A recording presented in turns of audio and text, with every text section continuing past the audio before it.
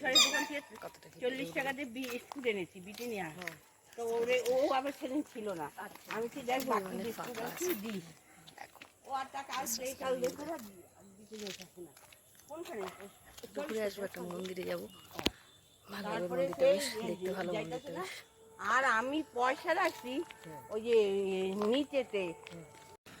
সন্ধ্যাবেলার এই সময়টা আমি একটু হাঁটতে বেরোই, খুব ভালো লাগে, খুব রিফ্রেশিং লাগে এই সময়টা হাঁটতে।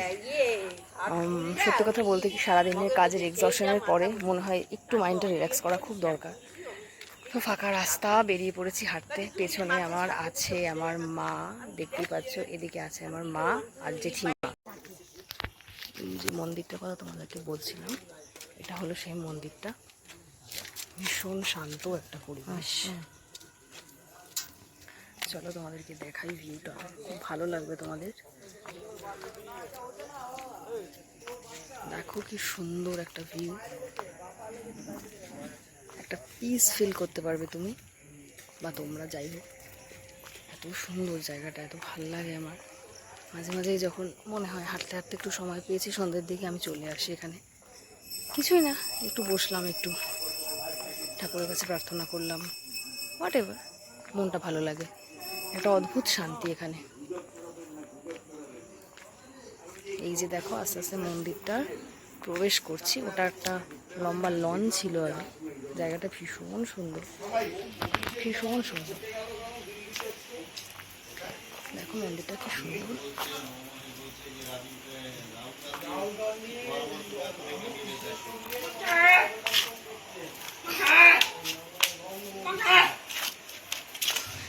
দেখো মা দাঁড়িয়ে আছে, মা ঢুকছে। দেখো মন্দিরের ভিউটা কি সুন্দর, ভীষণ সুন্দর, জাগ্রত একটা মন্দির, ভীষণ সুন্দর, খুব ছোট্ট নিরিবিলি। এখানে একটা এক্সটেন্ডেড পার্ট আছে, ভীষণ সুন্দর লাগে আমার এই জায়গাটা, খুব পিসফুল, খুব পিসফুল।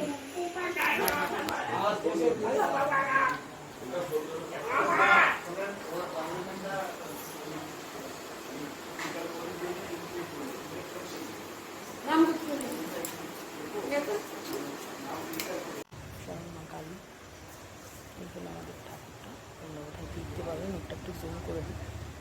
এগুলো মা ভীষণই জাগ্রত, ভীষণই জাগ্রত।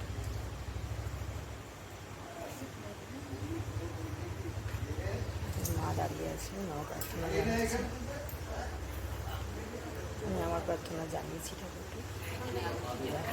ভীষণ পিসফুল একটা এনভায়রনমেন্ট।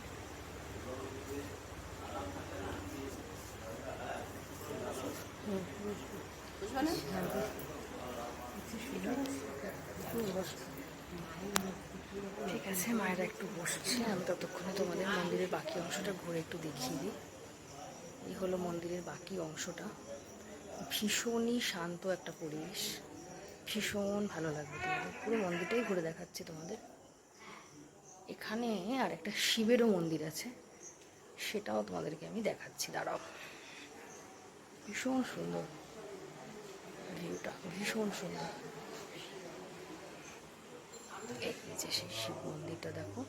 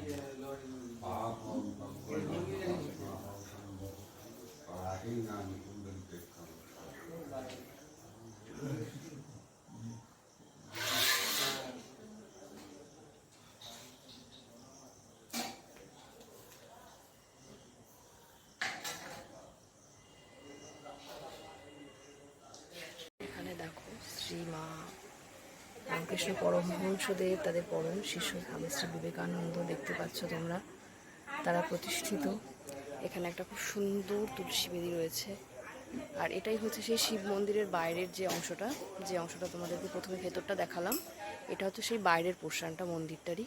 ভীষণ বিউটিফুল, খুব ছোট্টর মধ্যে খুব সুন্দর। আর এই জায়গাটা হলো একটা বেদি। এই বেদিটাতে হচ্ছে তোমার মানুষ মোমবাতি ধূপকাঠি জ্বালিয়ে তার প্রার্থনা জানায় ঠাকুরের কাছে। তাছাড়াও এই জায়গাটাও খুব সুন্দর, দেখো একটা খুব সুন্দর একটা নিরিবিলি শান্ত একটা পরিবেশ, অসম্ভব ভালো লাগে।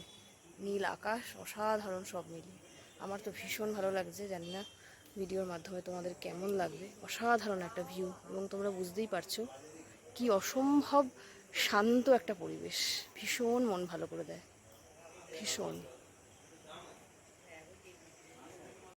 আচ্ছা, আরেকটা অংশ তোমাদেরকে দেখাই, একটু হাঁটতে হাঁটতে আসলাম বলেই দেখাতে পারছি। এটা না মন্দিরের ভেতরেরই অংশ। তো পুজো দিয়ে এই রাস্তা দিয়ে আসা যায়। এখান থেকে না একটু রাস্তা পেরিয়ে গেলেই তোমরা কিন্তু দেখতে পাবে একটা খুব সুন্দর পুকুর, ঘাট বাঁধানো একটা পুকুর রয়েছে। এখানে হয়তো প্রতিমা বিসর্জন মনে হয় এখানকার, আমার ঠিক সঠিক ইনফরমেশনটা জানা নেই, তবু আমি তোমাদেরকে দেখানোর চেষ্টা করছি রাস্তাটা। দেখো কি বিউটিফুল একটা ভিউ, দেখো কি সুন্দর, ভীষণ সুন্দর জায়গাটা, ভীষণ সুন্দর। প্রাকৃতিক দৃশ্য নিয়ে কোনো কথা হবে না। দেখো তোমরা কি সুন্দর একটা ভিউ। এটা কিন্তু পুকুরটা, জানি না আলো কম পড়ছে বলে হয়তো তোমরা পুরোটা বুঝতে পারছো না। এই যে অংশটা দেখতে পাচ্ছ, এই অংশটা কিন্তু পুরো পুকুর। পুকুরের ওই দিকে ওই পারে হচ্ছে যে আলো কিন্তু যে অংশটা দেখতে পাচ্ছ ওটা হচ্ছে পুকুরের পরবর্তী যে ওপারে বসতি, প্লাস ওখানেও মানুষজন থাকে। বিউটিফুল।